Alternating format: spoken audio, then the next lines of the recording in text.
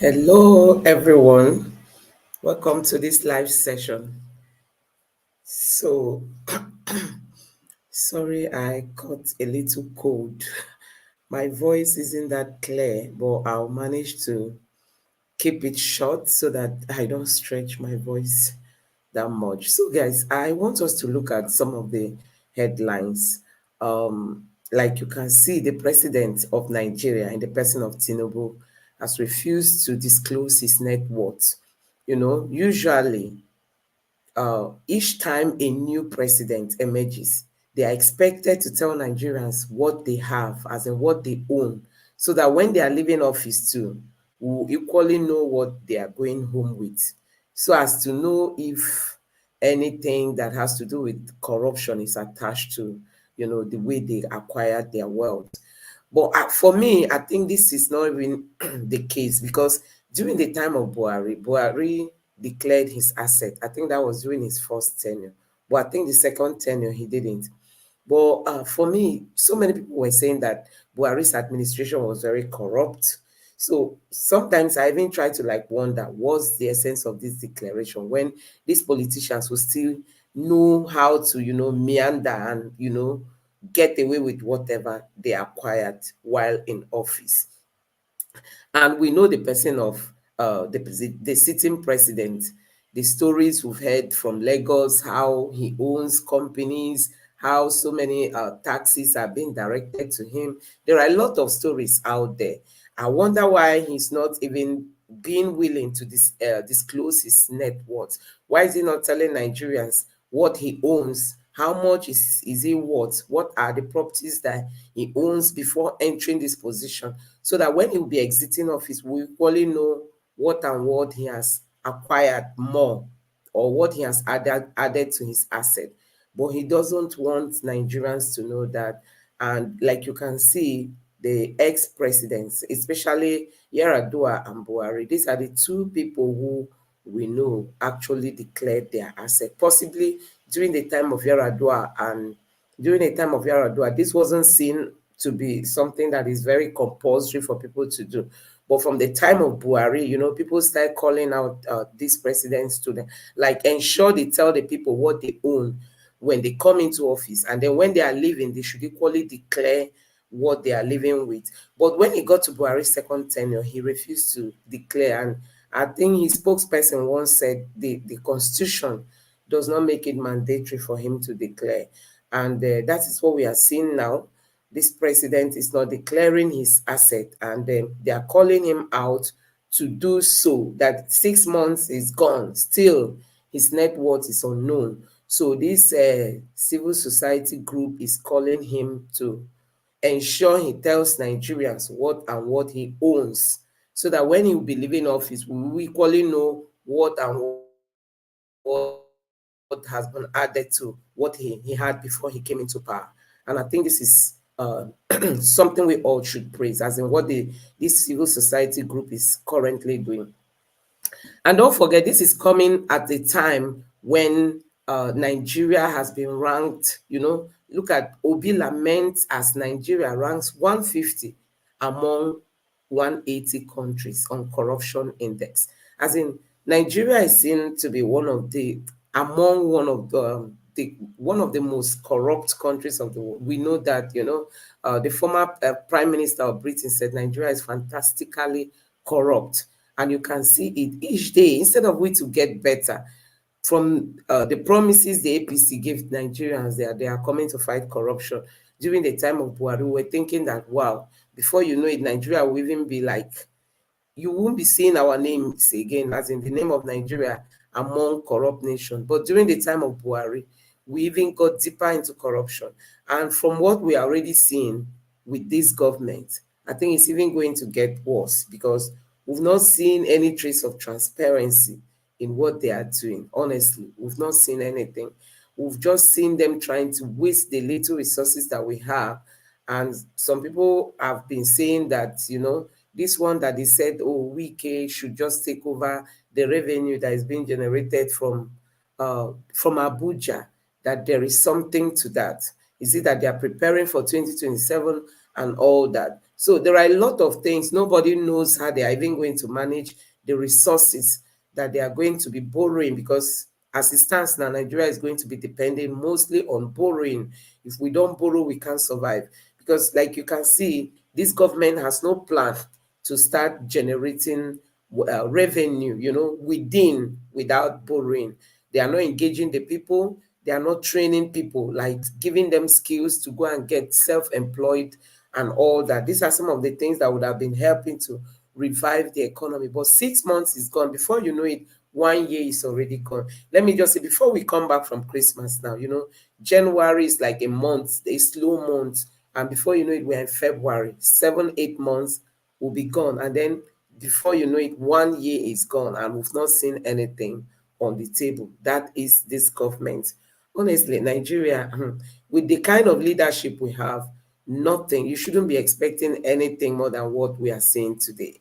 So this person tweeted and said, APC said Nigeria has no money. Tinubu increased ministers to 49, sorry. Yes, you know that this during the time of Buhari, people were complaining, why is Buhari adding state ministers? Like you have Minister of Labor, you have State Minister for Labor, you have this ministry, you have the state version of it. So people were like saying, why all this? With all this, we'll just keep wasting our money. And you can see that this current administration has even increased the number of ministers. And when the president was asked why this increment, he said it's also a way to create a job for Nigerians. As in him bringing in more ministries is a way to like get the people engaged, give them job opportunities. Can you imagine? You cannot believe how much each ministry spends, as in how much the budget for them. And this is one of the ways through which they siphon the little resources that we have. This is how they waste it. Because at the end of the day, we've seen the Senate try to drill some of these ministries, their heads, on how their money were being spent. And you'll be surprised. Some of them will tell you that, oh, the receipt they used is missing, or termites ate it, or there will be a lot of stories. And that is what you see them still creating additional ministries. So this was saying that Tinubu increased ministers to 49. Tinubu bought yachts and bought luxury cars for lawmakers. Tinubu took over 1K persons on a trip to Dubai. That is the one we've been condemning lately. Also, rock animals that don't exist are getting fat allocations. Yes, we've seen that recently, the amount of money they said they are going to be using to feed Aso Rock animals. Before now, we didn't even know that there were animals in Aso Rock. Not until all this started unfolding. They told us that they've allocated some millions of naira for the feeding of their animals. So this is a newly elected president of Argentina. And this man came in and saw that they had 18 ministries. He decided to reduce it to 9 as in the most important ones, because Argentina is already going bankrupt, as in their economy is very, very bad, very, very bad. But this man should be, commended for his step. He just came in, and even before he came in, he has already said he's going to, remove so many ministries. And that is exactly what he did. Immediately he came in, he decided to reduce it. You can see he splitted it into 2. What they have now is just half of what they initially had, from 18 to 9, because they don't have money and they have to start cutting their costs, cutting their expenses, reducing their waste, ensuring they block all the leakages. That is what we want in Nigeria. But the kind of leadership we have today is not willing to give us that. I just want you to know that this current administration, they don't have anything like that in mind. Instead of them to reduce, they are creating more ministries. You can imagine almost 50 ministries. Nigerians, you just think about how much they will be allocating to each of these ministries, and they tell the world that we are poor, we don't have money, they should borrow us money, but we don't even know what to do if that money is given to us. You can imagine having this number of ministry when other countries who are facing what Nigeria is facing today are reducing theirs drastically from 18 to 9. We rather increased our own. So that's the kind of leadership that we have in place. People who do not even care about, the way they use the money that belongs to Nigerians. This is this is one of the images of the day. This is the ESCC going after students and young Nigerians, head. Then the main people, I think this represents the former Minister of Aviation, all the money that was wasted, that the EFCC is supposed to be investigating. Nobody's mentioning him again. This man has gone home. Don't forget the man that they recovered some billions of naira from his account. Is it the former minister of, is it former accountant general? Till today, nobody's talking about him again. So he has made away with that money. That is the Nigeria we have today. So we don't even know we know our problems, but we are not ready to tackle it. This is the problem we have. These people, they go after the people who are not the real problem, but the people who have the big bag. You can see the big bag he's carrying, but they're after the person who just has his laptop. Some of them are even doing genuine things online, but they are the ones they are after. The EFCC chairman came out to say Nigerians are corrupt. 70% of Nigerian students are criminals. So this is the federal government. You can see them blowing this balloon, pumping naira into the system at the same time, using their fingers, their nails to puncture the system, meaning that there are still a lot of leakages. They've not really done what they are supposed to do. They think that addressing inflation is just by pumping more naira to the system. That is not help. It's even worsening the whole system because it's going to reduce the worth of the naira the more. Just when you look at the whole thing, you know that these people, they don't have a clear vision, on what they are pursuing. They don't even understand what they are doing. Like people always ask them to ensure they bring in people like Peter Obi to share with them his own idea. Possibly they may get one or two things to borrow from it. This is your Senate president and your president, the debt on which we are standing. So, guys, I just want us to quickly talk about what is happening in Rivers State. In case you don't know, 27 Rivers lawmakers done PDP for APC. So, those who are loyal to WIKE, they've now abandoned PDP. They've gone to the APC.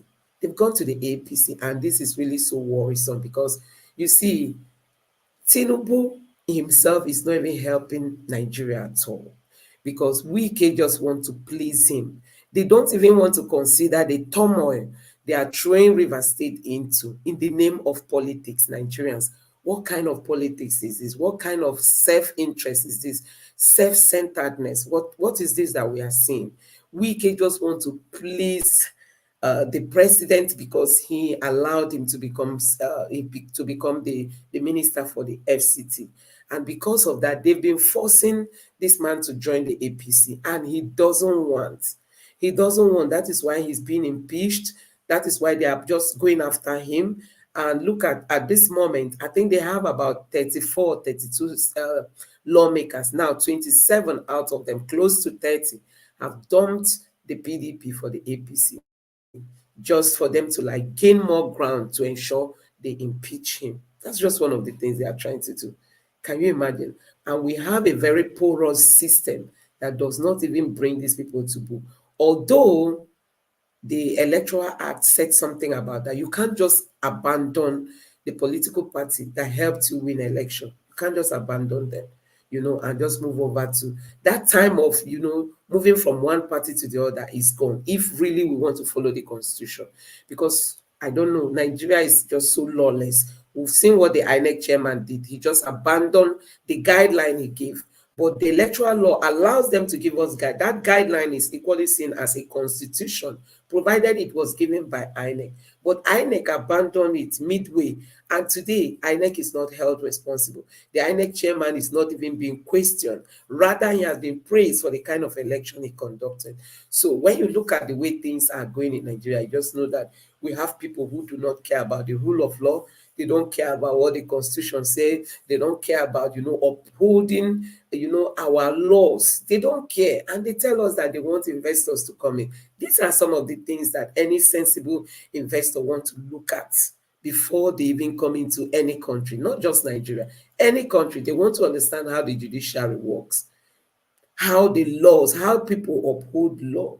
Go to the US. Somebody was saying, even till today, the former president, Donald Trump, is still facing court battles because America is not a place you just do one thing and then you just go your way.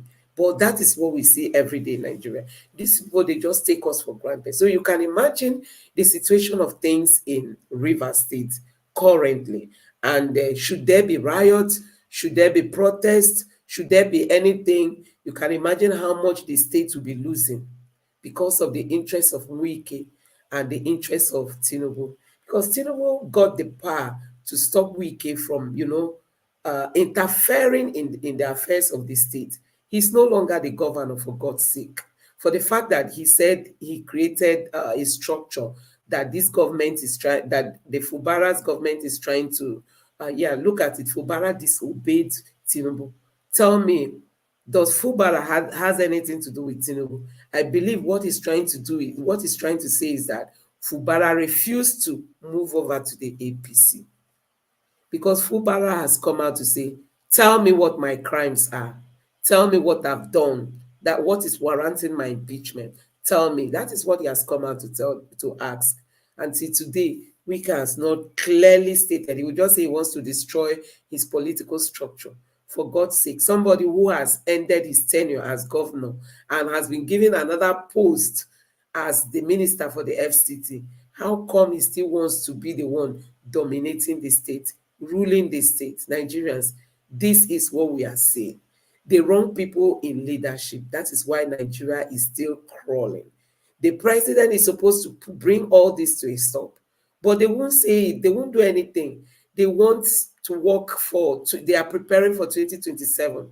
They want Fubara to come over to the APC so that it won't cause them the kind of stress it took them to manipulate the elections in Rivers State during the last presidential election. It took them a lot. It's not easy to win rig election. It took them a lot, and it is obvious. It was everywhere. Everybody saw it. So they don't want that kind of scenario again to play out. They just want Fubara to come over to the APC so that the election will just be a total takeover. Should the 2027 election come up, they will just like take over the River State, while WIKE will help to secure Abuja. This is what they are trying to do. And the man said no, he still wants to stay with the PDP, and that is where this problem is coming from. They just want to throw the state into turmoil, and it does not matter the consequences. Look at some of the ministers. On your mandate, on your mandate, on your mandate, we shall stand. On your mandate. So these are some of the lawmakers that decamped from the PDP to the APC. That brings us to the question, sometimes we keep wondering if these are politicians really have any ideology. Is there anything they want to uphold? Or is it anywhere, any direction that, anything beats, as in any music beats to their own tone, they will just dance and move to that direction. You can just see, because WIKE is no longer, let me say, he's no longer a PDP member. He has not even gone out of the PDP, but you can see how he's just working against the party he helped to build, according to them. He's now like dragging these people. He himself has not decamped, but he has already sent these people first to be going that he is coming. So we really have problem with the kind of politics we play in Nigeria. At such a time like this, when Nigeria is struggling financially, they are just doing all this for their own personal interest without considering what it will result to. If should there be any protest, so many businesses will not open. The states will be locked down and all that. We saw what happened when the National Assembly was even blown up last time. Was it just some weeks back? We saw what happened. The police came out, they were like, pouring out all this, their water can and all that.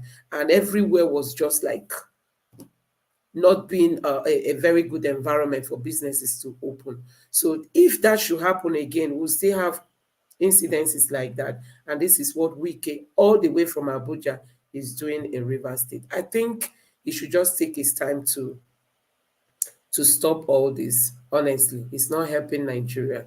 So this is your president who is saying that the tragic event that happened in Kaduna should be seen as an event designed by God.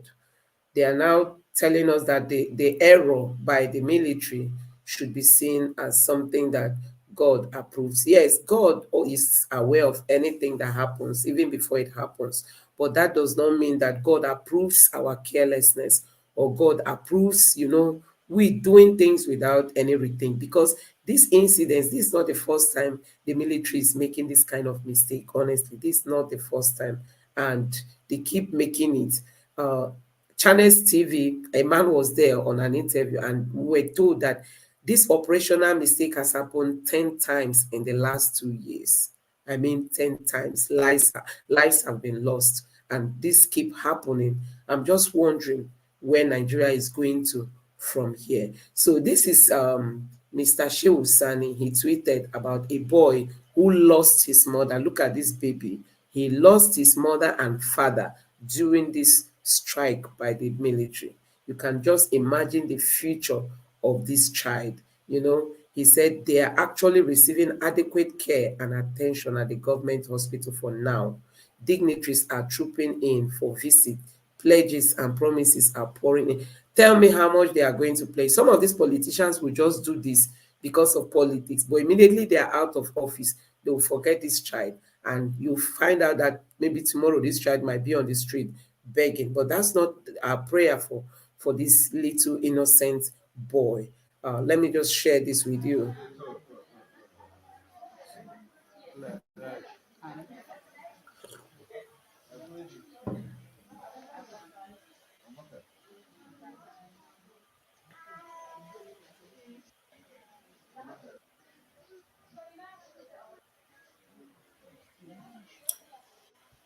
So this child has been rendered fatherless, motherless because of the carelessness, of the system we have in our country.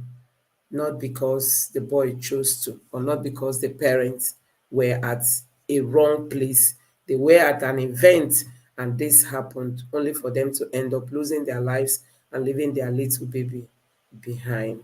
So we're talking about this River State issue.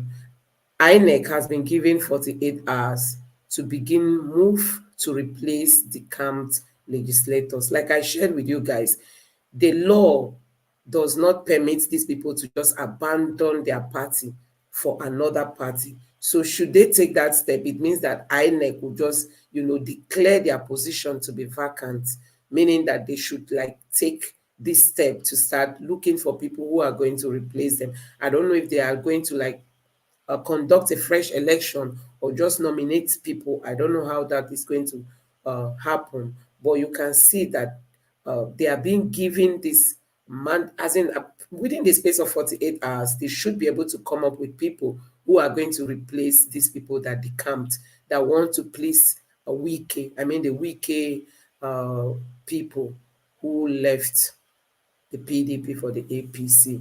I talked yesterday about the Naira being scarce at the moment, and you can see that it is really real. So for people who have saved their money in their accounts so that this inflation will not really eat it up, you can see that you are even at more risk having your money in the bank, because you might have 5 million there, and then when you go to withdraw, they will tell you they can give you only 1 or 2 million, because as it stands now, there is a scarcity of the Naira, and that is it. So let's quickly take this video and then we'll call it a day. And Bola Ahmed Tinubu, along with other politicians and senators, congratulated Senate President Godswill Akpabio, who marked his 61st birthday in grand style at the Godswill Akpabio International Stadium in Uyo, the Akwa Ibom state capital. In a now viral video, the Senate President was seen arriving at the 30,000 capacity stadium and was received by over 100 senators, including the First Lady of Nigeria, Senator Oluremi Tinubu, state governors and their wives, and thousands of well-wishers. Well, let's take a look. So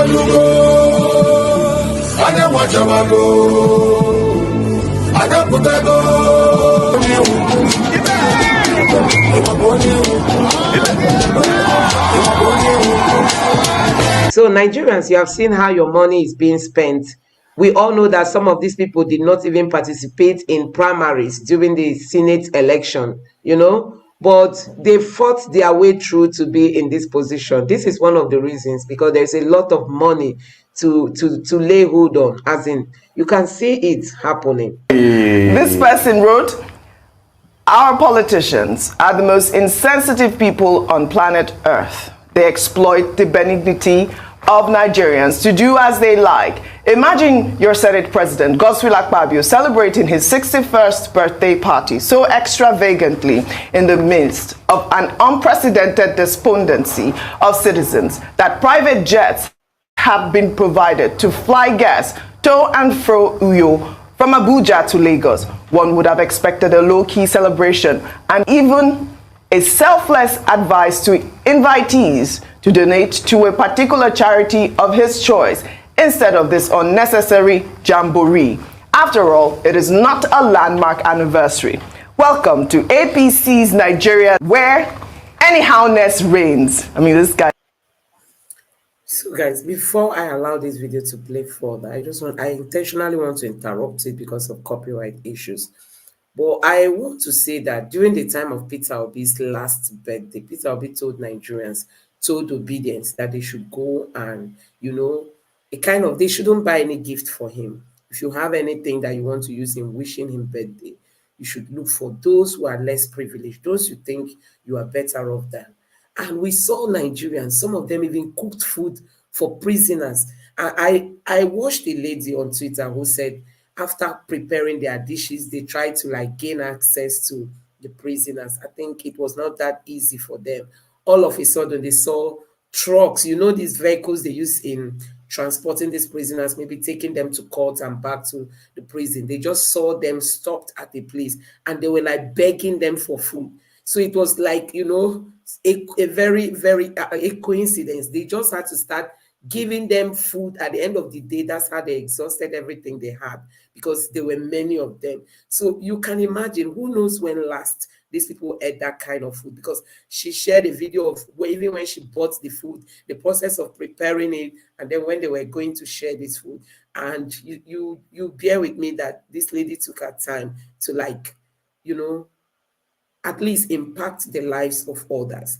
That is what Peter Obi taught Nigerians during his last birthday. It was not only them. If you were on Twitter, you would have seen what Nigerians did. Many of them went to all these, where these motherless, fatherless homes, you know, where they go to meet children who do not have parents anymore, to make their own donation. This is what it means, especially at a time like this. You know, look at the economy today. But see what this man did. He just had to fly private jets. They went there without considering the climate consequence of all those jets. You know, each time they have all this political gathering, there will be jets everywhere, all these private jets. They went to Dubai in the name of they are trying to reduce the emission. But you can see their action is saying otherwise. So we have politicians who just want to grab the money and come and, you know, showcase it to the world. They want to tell us that they can do their birthday in a grand style like this at a time when Nigeria, most of those people you see in that stadium cannot even afford 3 square meals. I mean, they don't even have money. All they heard is that a vehicle will be coming to convey us and will bring us home again. Possibly they will just give them 1,000 or maybe even 5,000. Tell me where that is going, what that is going to solve for them. That is the Nigeria we have today. I says, anyhowness reigns. Over to you. I know you're in shock. Oji, I'm in shock. Yeah. You see my first reaction when I saw it. What kind of country have we become, Oji? Mm-hmm. And you talk, they say you're emotional, you're sensitive.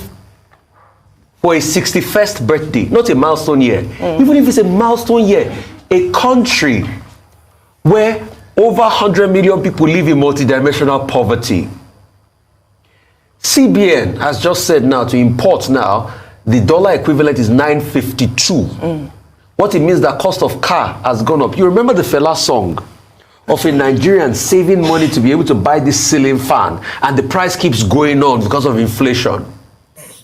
Nigerians are there today at a time where there's a lot of pain, killings all over the country. Anyway, kudos to the senators for putting their December salary towards that in Kaduna. But at a time where there's a lot of suffering and avarice, then you are running around the stadium and you've packed people full. The Senate president should please tell Nigeria how much that birthday party cost him. This is the same Senate president that was former minister of Niger Delta that under him we had a fainting spell of Professor Ponde. Until date, they've not been able to tell us what happened in the Niger Delta ministry. He should please tell us how much he spent for the logistics of bringing those thousands of people in the stadium and how much they were paid. There are many things we need to learn. This is way too extravagant. Yeah. And people that advised him on this advised him wrongly. I had to call somebody in the state. They said, oh, he wanted to come and show it and assert himself politically. Oh, to assert himself politically? Yes. I thought it was to share his no, there was a political implication to it. To assert that he was himself. to assert himself. That's why I should tell us. Is he preparing for 2027? Or after that?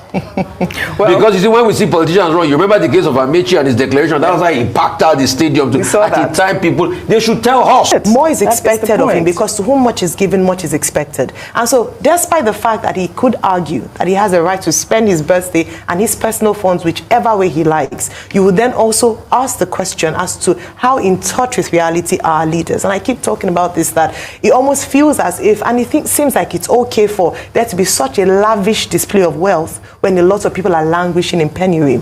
If you look at the status of people, his people in Akwa Ibom State, how many people can afford 3 square meals? How many people can afford to send their children to school? How many people can afford the inflated transportation costs as a result of policies by this government that he's in?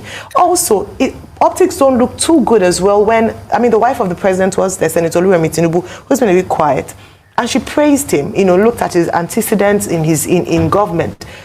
It does, because we keep talking about this is a rubber stamp assembly. When there's such a chummy relationship between the executive and the legislature, it raises eyebrows. Yes, you might say that they are personal friends, they can choose their friends however they like, but it raises eyebrows. It does raise eyebrows, and then you begin to wonder if truly he can be independent and fair in terms of checking the executive. Finally, coming back down to guys.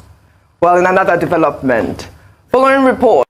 So, guys, this government, I mean, these politicians, they are never in touch with the reality on ground. They travel with private jet. Tell me why they want to make roads good for Nigerians. Their children are not studying in Nigeria, and you think they will come and fix the education system? They can't, because they don't even understand the plight of the people. Their medical care is outside the country, and you want them to build good hospitals in Nigeria. We were thinking that the way this government was saying that, oh, they don't want to expose their plans so that people will not steal it. They said they were going to hit the ground running. We were thinking by this time, they've started doing something. We're thinking that by this time, at least they should be saying, oh, let's start engaging Nigerian youths, give them job. Nothing is happening. Nigerians, nothing is happening. And look at how much this man must have spent. Is it from his pocket, or is this Nigerians people's money? How did we get here, fellow Nigerians? We have leaders that are so self-centered. They don't care about the people, honestly. So at least 5 multinational companies, including Procter & Gamble, Unilever, and JSK PLC, winding down operations in Nigeria over challenges in ease of doing business. President Bola Ahmed Tinubu, in a statement last week, assured other multinational companies that his administration is determined to remove all bottlenecks to the smooth running of their businesses. The president made the statement while receiving a delegation of the management of Shell Group, stating that his administration is very focused in resolving all investment-related issues and is determined towards making Nigeria the African haven for land-scale investment in all key sectors. Well, a country that people can barely afford water to drink, food to eat, you are having the Senate president of that country packing full a stadium to celebrate a 61st birthday? So, guys, I just wanted to comment on what the president told these business owners. I mean, so many companies are leaving Nigeria. You know, I've said it on this platform on several occasions that a man on Arise Television was saying that it is just the few that Nigerians know, the ones that came out openly to tell the world that they are leaving Nigeria. Those are the ones we know, that many companies are leaving secretly. They are leaving the country because the ease of making business is something else in Nigeria. It's something else. And instead of this government coming in, instead of them to cut their costs, they are adding more costs to the already existing costs. Nothing is working. The economy is like dwindling, just coming down. Instead of them trying to arrest the situation they met on ground, they are rather worsening it. And now you are begging businesses. Tell me which business want to hear I beg, stay. At whose own loss, at whose own cost? I beg, stay. And then their business, they watch their business crumbling. And you are begging them to stay without you taking any action. Look at insecurity. Go to the east, the eastern part of Nigeria, especially Imo State. This is one of the states that was known for peace, as in it's one of the peaceful states in Nigeria. Go there now because we have an APC government in that state. This is a man who does not even know how to talk to the people, who does not even know how to call the people together and speak to them. Go and see the kind of environment businesses are operating in Imo State. You will pity for them. You wonder how they make their money. And so many people, even the youths, are leaving Imo State. That's why you see Lagos, the population keep increasing. Because people are leaving the east, for places like Lagos, Abuja, there is no security. And this government that we have, they are not ready to do anything. When you tell Buhari now to go and open up seaports in the south, like South, or other states close to the southeast, they won't listen to you. They will not. At least this since we engage the youths there. And for the fact that we have an APC government that we believe was given to the people by the Supreme Court, and because he feels that he can use force to retain that seat, that is why you see Imo State a kind of falling behind. APC does not mean well for the Nigerian people, honestly, and that is just what... Then people are beginning to look and say, what's going on here? Yeah, absolutely. You will have thought that there should be a certain level of sensitivity. Yeah. We had the discussion of these pharmaceutical companies leaving the country. That one is another, and it's a very good conversation. Yeah. Let me broach that conversation, because you see, I see a lot of spin doctors trying to spin narrative. Some people even brought up some new company that's set up $50 million facility. We welcome every form of investment. Pokari sweat or thereabout. But when you have big giants like P&G and the likes leaving, then as a country, you should look inward and know that there's a problem. Because you see, your consumer goods sector is the bellwether for any economy if it's doing well or not. The companies that are leaving were companies that are invested heavily. Look at PZ, for instance.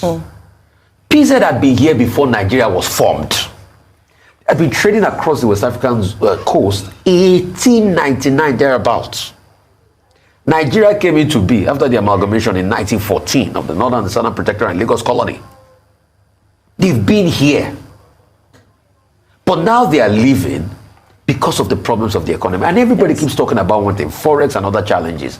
Look at GSK. These were companies that are not quite long. I mean, I think PZ invested close to $300 million in the plant. It never took up because of the economic malaise, because of Forex problems. So when you are having those things, and that's why it's best for President Tinubu to also look at how to keep the internal investors that are here. Because you see, the foreign investors you are going to talk to are looking at their numbers and they know more than you. Don't be delusional. They're asking, what are the factors? What is making GSK leave? Can we survive? So those are the things, and that's why people are leaving. Look at when Dunlop and Michelin left. Till today, Nigeria has not recovered from it. That's why we now buy substandard, fairly used tires. When Michelin left, the Port Harcourt the Port Harcourt factory, you know how many jobs were lost? Thousands of jobs. So Just even look at us in the television sector.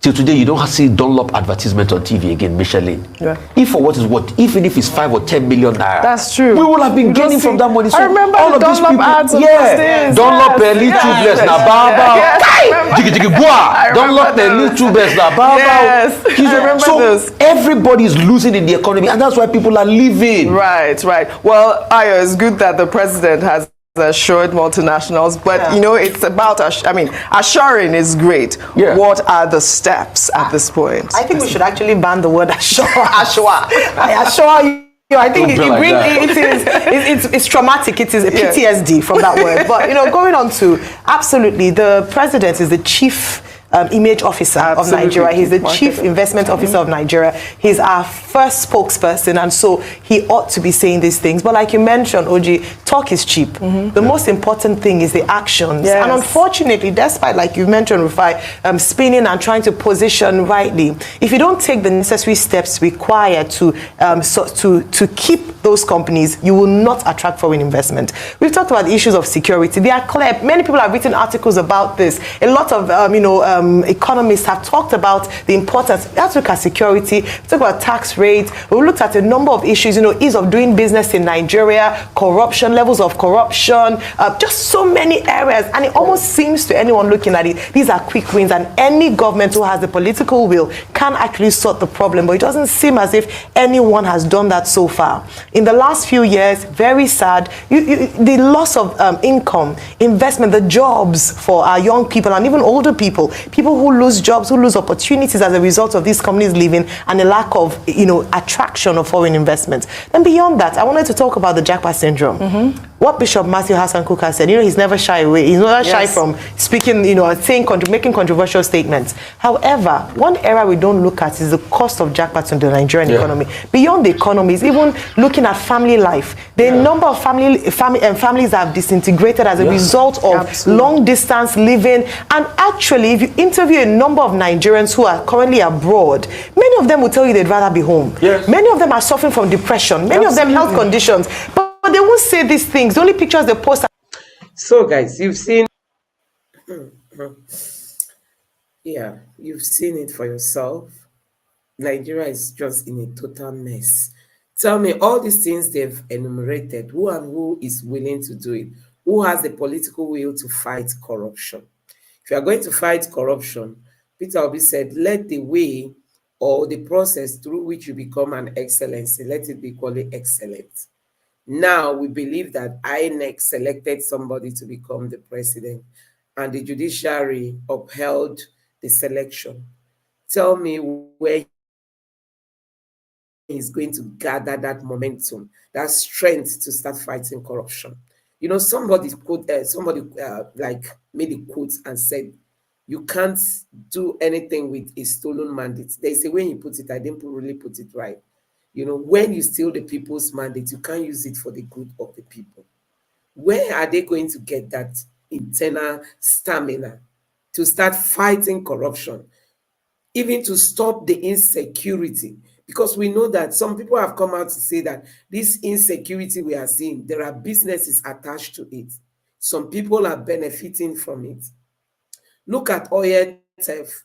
I was thinking that the first thing this government was going to do, apart from removing subsidy that they've just removed, nobody is in support of subsidy. But for you to have just removed it the way you removed it was very wrong. But at least stopping this oil theft is another thing. Do you know up to today, oil is still being stolen in Nigeria? Do you know up to today? Tell me that this president can boldly come out and tell Nigerians that he doesn't know how it happens. And then he's not even interested in questioning people that ought to be questioned. Nigerians, we have a very big problem, honestly. And we don't have the right people who have the lever, the political power to stand out and say, we want to stop all this. They are scared because they are going to offend some people that they don't want to offend because of 2027 election. They don't want to cross boundaries so that people will not a kind of retaliate by saying, oh, we are not going to support you and all that. That is why they are being careful. So Peter Obi gave it the right term. Peter Obi said, we have a transactional system in Nigeria. All this thing you do, all this governance of a thing is just business. People come to acquire wealth. Then you have people who are going to shield your evil. And if you dare not expose them so that they don't expose you.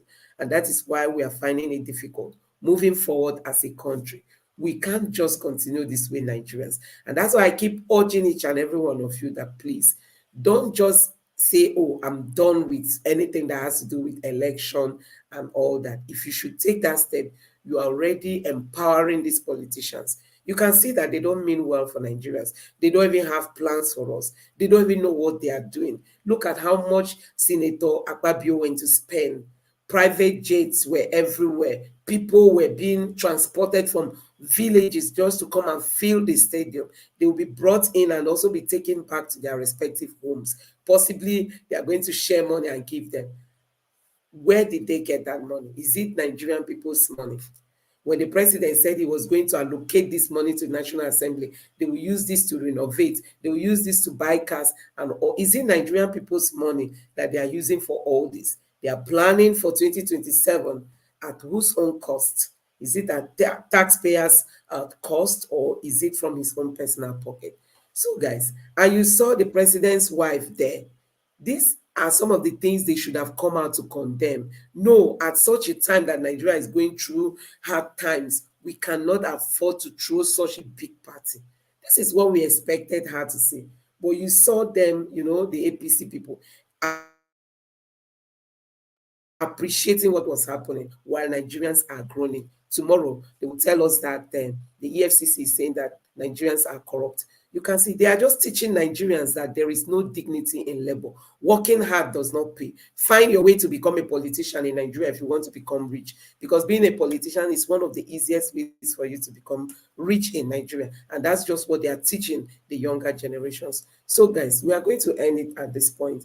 I just want to say that let's just keep hoping that the next election, what happened in the last election, will not, repeat itself again. And that is why we need to start talking to ourselves. We need to start discussing on strategies. We can't just sit down, because these politicians, oh my God, they are determined. They can go to any length to ensure they come back, even when they don't have anything to give to Nigerians. You've already seen it that Tinubu himself does not have anything to offer Nigerians. Tell me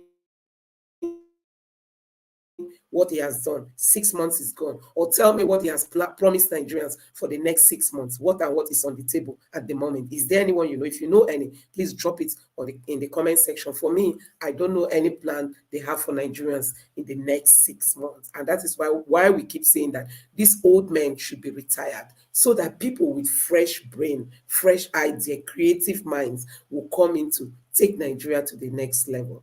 So guys, let's call it a day at this point. I want to appreciate you all for joining this session. Sorry, I'm not that too strong. I've been having cold, and you can see it's even affecting the way I speak. I just managed to say, let me come and share this with you guys. I didn't even want to come on here, but thank God I was able to make it. We've come to the end of today's live session. I want to really appreciate you all for joining me. Thank you so much. And let's see you again tomorrow. Please don't forget to subscribe. Support this channel by subscribing and turning on the notification bell. And also like this video so that way YouTube will be able to push it out for more people to see. So let's meet again tomorrow. Good night and God bless you. Bye.